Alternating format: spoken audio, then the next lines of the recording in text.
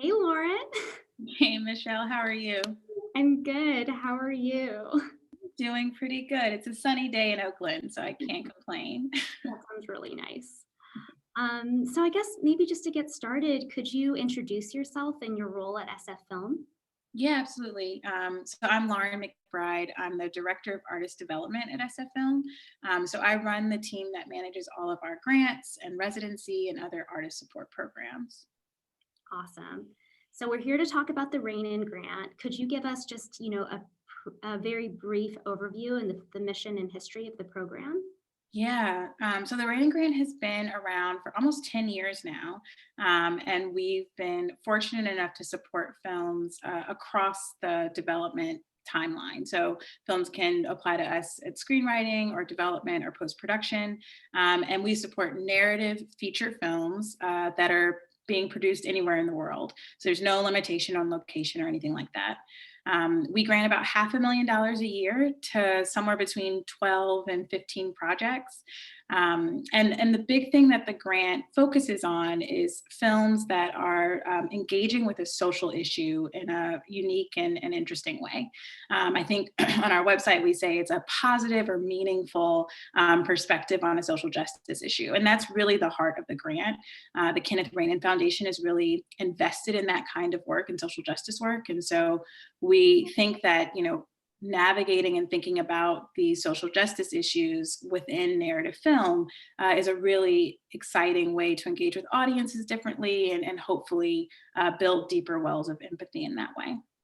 That's great. How much is the actual financial award? And, does that amount differ based on the stage of the project? It does, yeah. So we give grants at three different stages. So at screenwriting, we grant up to $25,000.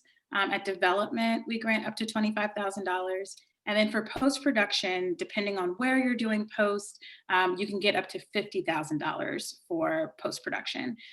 Those larger grants of $50,000 are if post is happening here in the Bay Area, but we generally give around $40,000 for post production projects. Got it. What about, is there like an ideal filmmaker that you're looking to support? Whether that's experience level or identity, like who are you really looking for just to give these grants to? That's such a good question. So we don't actually have any kind of eligibility requirement about how many years you've been making movies or how many movies you've made. So there are no real limits there. I mean, that said, if you look at the filmmakers and the films that we've supported in the past, we tend to support emerging filmmakers, often filmmakers working on their first feature film. So, for instance, Sorry to Bother You from Boots Riley or Miss Juneteenth from Channing Godfrey Peoples. So we're really interested in those emerging voices. The other thing too, one of our big goals as an organization is obviously to further equity in the space. So we're always really excited about supporting filmmakers of color, specifically Black and Indigenous filmmakers and from other communities of color. So there's no limit, but we're always excited about those early career filmmakers. Yeah. Do you guys consider a project's budget at all? Like, is there like a project that might be too ambitious that you wouldn't want to support, or a project that's too low budget, perhaps? Yeah, good question again. So our requirement is that the film budget is less than $3 million. So that said, as a producer, I know sometimes in the early stages of screenwriting, you don't really know what your budget's going to be. Maybe you don't have a producer attached yet. So I always say apply if you're in those early stages and you don't know if your budget is at 3 million or less.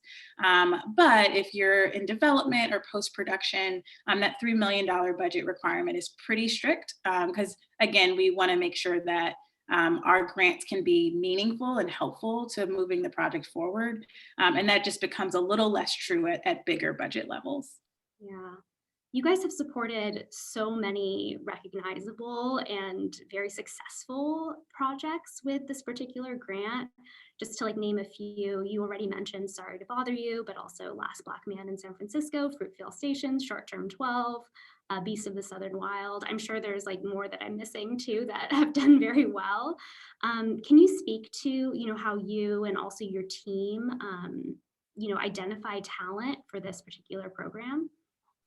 Yeah, that's again one of those things. It's sort of like lightning in a bottle. Like, it's really tough. Our reviews are always done by consensus. So, between 4 to 5 people internally review every application and every project. And then we also bring in external reviewers from the industry to weigh in on the potential of the film and the filmmaker and how it fits into the market. So it's something that we're always thinking about, what filmmakers and what projects are going to be best suited for the grant. I think the things that we look for most specifically are, is there excitement around the story and script is a question that we ask ourselves. Is the voice unique? Is the story compelling and exciting? Does it feel new, or are they taking a fresh perspective? We're really big on like, is this something we haven't seen before? Because, we get a lot of applications, as you can imagine.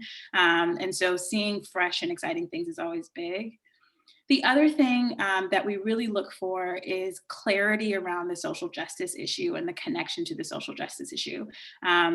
This is sometimes where we lose a lot of folks. Like, folks aren't always great at articulating like how it connects to the social justice issue they're addressing, what's unique or specific about it, or how it takes a new perspective. And then I think lastly, and probably most importantly, is the question about the filmmaker's connection to the story. It's that classic, independent film question: why you and why now? But we really want to understand like why you as a filmmaker are the person to tell this story, because so often that is, so crucial to getting a film completed, is just that deep connection and a commitment to getting it done. Yeah, that makes sense. I guess speaking about the applications process, is there any sort of like common mistake or like faux pas that you often see in applications that you just, wish you could just like send the message out and be like, please don't do this, or like, focus on this instead? That's a really good one. I don't think there's one thing. I think for us, what we most consistently see, and I boil it down to what I call the 3 C's. It's like we often don't see people make sure that their application is clear, is consistent, and making sure that it shows a confidence about actually getting the project done. So often, in one part of the application, the filmmaker will say their plan is to do one thing, and then in another part of the application, their plan is to do something slightly different. And so I always encourage folks, like, make sure you're being consistent throughout, make sure your ideas are clear and coming across as you intended, and then make sure you're showing a fair amount of confidence and assurity in your ability to execute this project. It has nothing to do with having big names attached to your film or anything like that, but just knowing like your artistic ability and skill as a filmmaker, and also your commitment to getting the project done and seeing it through. So I always encourage people, have someone else read your applications. Like, never send something in if someone else hasn't read it through, because it'll really help make sure that those ideas are coming through the way you intend them to. Yeah, that's really great advice. Thank you. What about for previous work? Are you ideally looking for, or do you encourage people to submit something that's like similar in style and tone to the project that they're submitting? Or let's say like someone doesn't have previous work that closely matches the project that they're submitting. Do you have any advice for them? Yeah. So the way we look at previous work is really just to get a sense of your voice as an artist, right? Like, we just want to understand how you work, how you, write, how you shoot, how you direct actors. If you're submitting a visual short, it's important for us to get a sense of like how your voice represents itself on screen or on paper. And so there's no requirement that it's like aligned perfectly with the tone or the style of the application you're submitting for.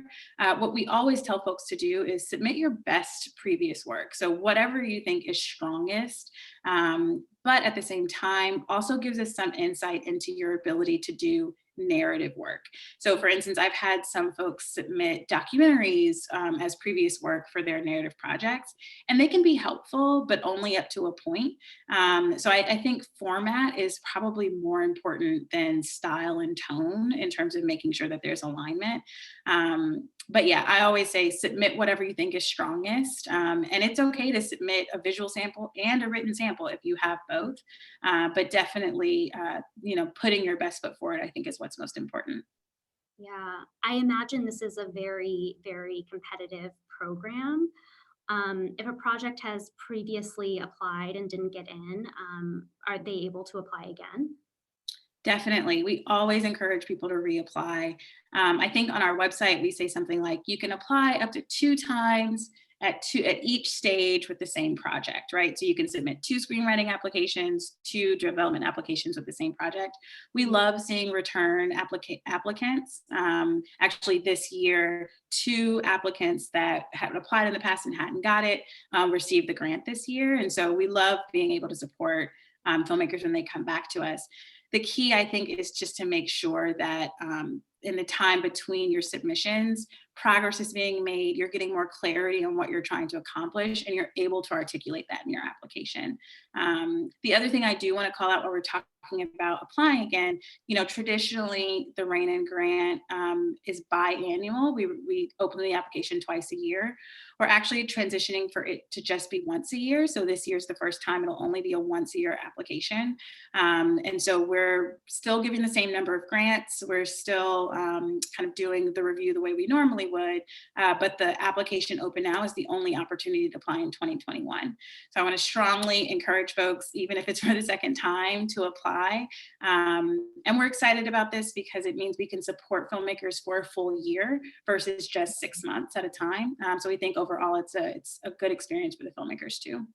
Yeah, that makes sense. I guess besides showing progress in an application, would you give any other sort of advice to someone that's applying for a second time?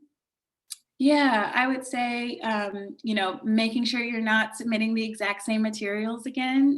We often look to see what the previous application was. We like to have like a very full picture of the project and the film. And so, reading the exact same answers is never helpful for us because we want to sort of understand how you might have changed as a filmmaker in the last 6 months to a year. The other thing too is like look back at your previous application and just sort of read it through and see like what might not be working, what might need to shift, and have other folks read it and give you some feedback because that can also just be a helpful tool to see what might not resonate. Yeah, that's great advice.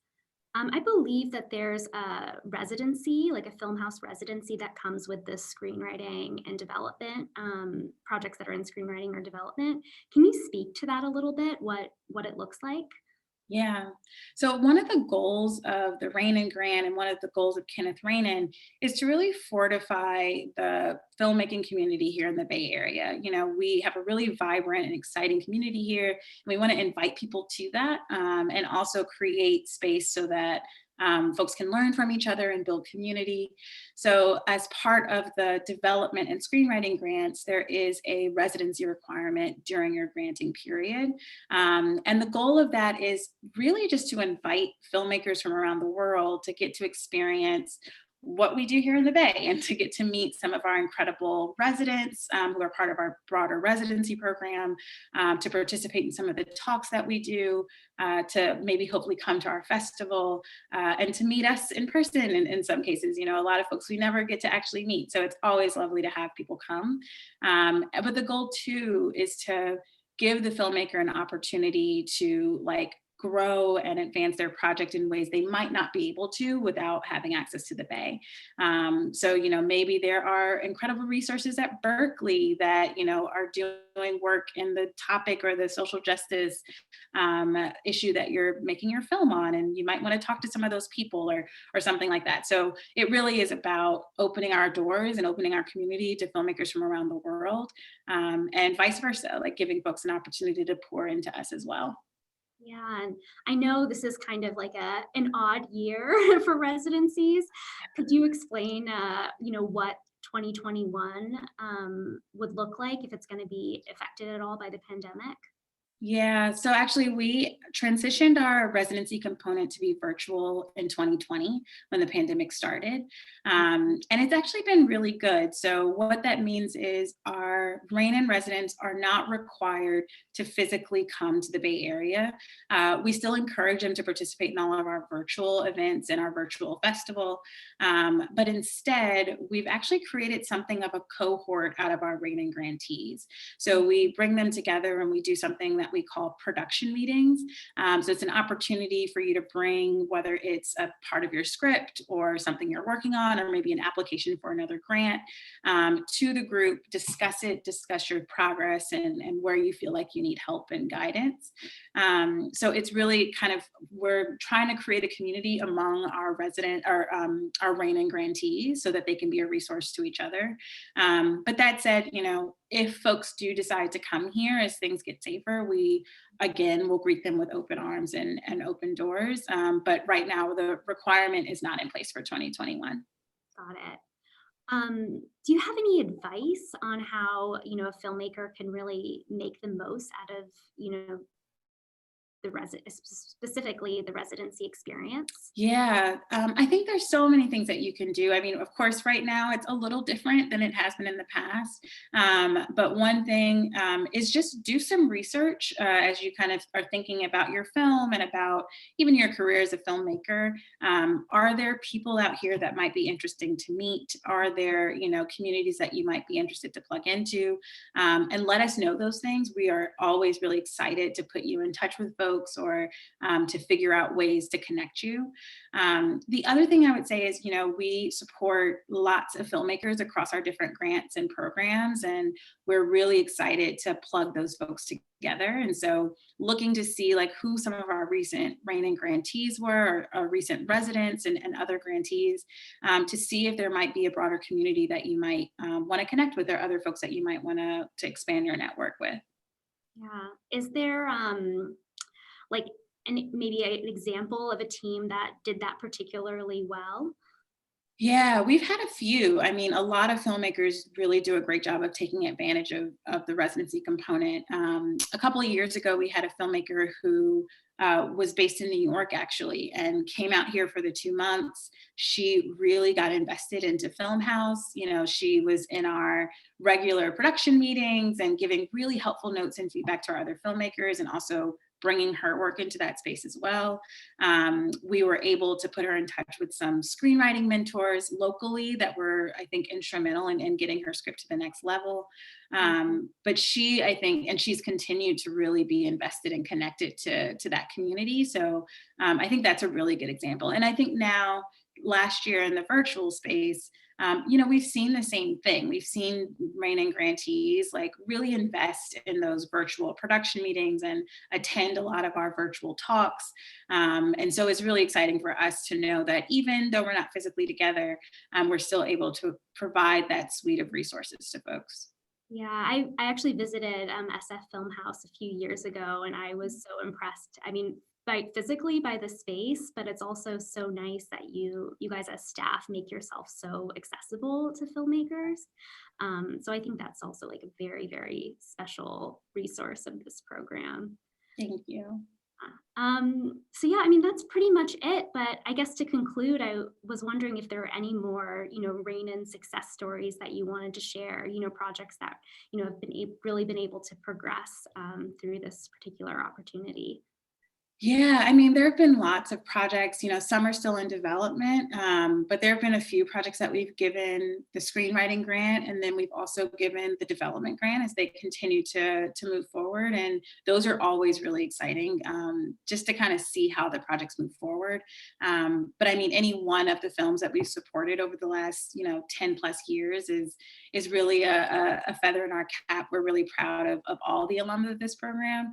And now we have, a filmmaker up for an Oscar with Fernando Frias with I'm No Longer Here, and some other really exciting and talented filmmakers in the last couple of years that are doing great things. So yeah, we are so excited for more filmmakers to join our community and to join the ranks of Rainin grantees. Great. And I guess right before we conclude, do you Yeah. sharing what the deadline is so all of our followers can know when to apply by? Absolutely. So the regular deadline is February 11th, and then the late deadline is March 12th. And you can find more information at sffilm.org. Great. Thank you so much, Lauren. Thank you, Michelle. This has been great.